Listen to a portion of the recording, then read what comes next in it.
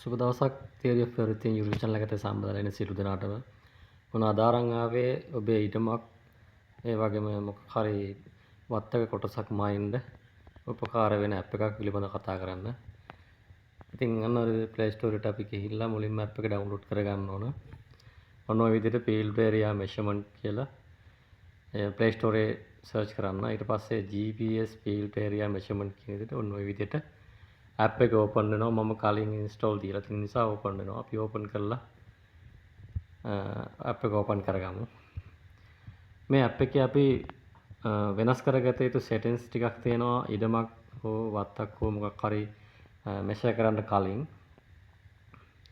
ඒකට අපි මෙන්න මේ විදිහට අර ඉරිතුන කෙලින් ටච් කරාම settings වලට යනවා. ඉතින් අපිට පේන ඇති මේකේ කීපයක් තියෙනවා වෙනස් කරගත යුතු.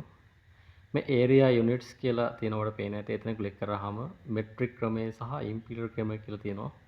අපි ඒකේ impeller ක්‍රමයට ගිහිල්ලා අක්කර කියන තැන ටික එකක් දාගෙන අපි ඒක done කරගන්නවා.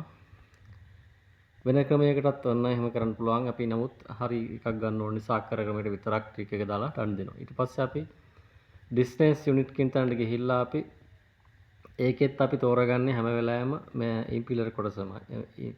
impeller කියලා තියෙන ඒ කොටසෙදී ඒකේ අපි තෝරගන්නේ foot කියන එක. ඊට පස්සේ අපි done කියලා දීලා right අපි දැන් වෙනස් කරගත්ත settings ටික අපි වෙනස් කරගෙන ඉවරයි. දැන් අපි back වෙලා කොහොමද මේකේ මැනුම් කටයුතු කරන්නේ කියලා බලමු. create now කියන තැන ක්ලික් කරලා ඔන්න ඔහම interface එකක් එනවා. අපි ඒකෙදි field කියන තැන තමයි තෝරගන්න ඕන. field කියන තැන තෝරගත්තාම අපිට mind function දෙකක් හම්බ වෙනවා. එකක් manual සහ අනෙක් එක GPS location ක්‍රමය on කරලා. manual ක්‍රමයේදී ඇත්තටම වෙන්නේ අපිට ඉඩම ළඟට යන්න නැතුව දුර ඉඳන් ෆෝන් එකකින් උනත් point mark කරලා ඔබට පේනවා ඇති ඔන්න ඔය විදියට අන්න ඔය පහසුවෙන් එහාට මෙහාට කරලා අපේ ඉඩමට සාමාන්‍ය match වෙන විදියට සාමාන්‍ය විදියට match වෙන විදියට අපිට ඉඩමේ දාලා අදහසක් අපිට මේ මායිම් ඔස්සේ ලබා ගන්න පුළුවන්. ඒතකොට පේනවා ඇති අපිට උඩින් අක්කර 3.68ක් ආසන්න වශයෙන් 3.3 කාලක් විදියටත් පාරමිතියත් ඒ විදිහට වැටෙනවා. ඔය විතර ඉඩමේ දාලා අදහසක් අපිට ඉඩමට යන්න නැතුව ළඟා කරගන්න පුළුවන්. ඒ වගේ මේ කොටස අපිට සේව් කරගන්න ඕන නම් ඔන්න ඔය විදිහට next දීලා ඊට පස්සේ අපි ඉඩමේ විස්තරය සහ අයිති කෙනාගේ මොකක්ද කියන එක සටහන් කරලා උඩින් සේව් කියලා දුන්නාම ඔන්න ඔය විදිහට අපිට බලා ගන්න පුළුවන් ඒ ඉඩමේ ප්‍රමාණය සහ ඒක අපිට අපේ map එක ඕපන් කරාම එන විදිය. අපිට ඒක අවශ්‍ය නැත්නම් මෙන්න මේ පල්ලෙහෙන් delete කරලා දාන්න පුළුවන්. ඒ වගේ මේක edit කරන්නත් ඒ හරියම පුළුවන්. අපි බලමු නැවත කොහොමද මේ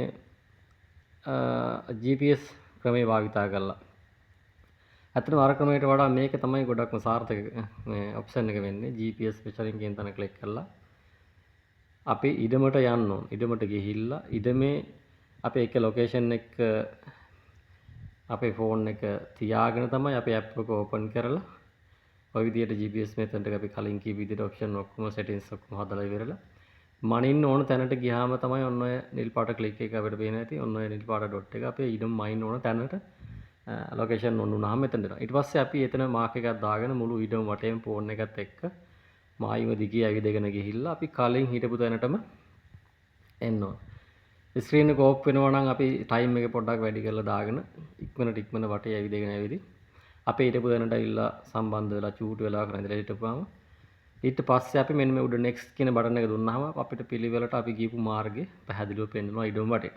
ඒ වගේම මෙතන මේ උඩ distance කියන තැන අක්කර කියන ගාන පැටිලා මේ හරිය පරිමිතිය කොච්චරද කියලා වැටිලා ඒ සම්පූර්ණ විස්තරය වැටෙනවා. මම මෙතන පෙන්වන්නේ නැත්නම් මම ඒක ඇවිදලා කරලා පෙන්වන්නේ නැති නිසා මේ වීඩියෝ එක තුල ඒ වගේ අපිට ඒක කලින් විදිහටම මේක අපිට සේව් කරගන්න පුළුවන්. මම මේකේ ඇවිදලා ගියපු නැති නිසා අපිට ඒක පෙන්වන්නේ නැහැ.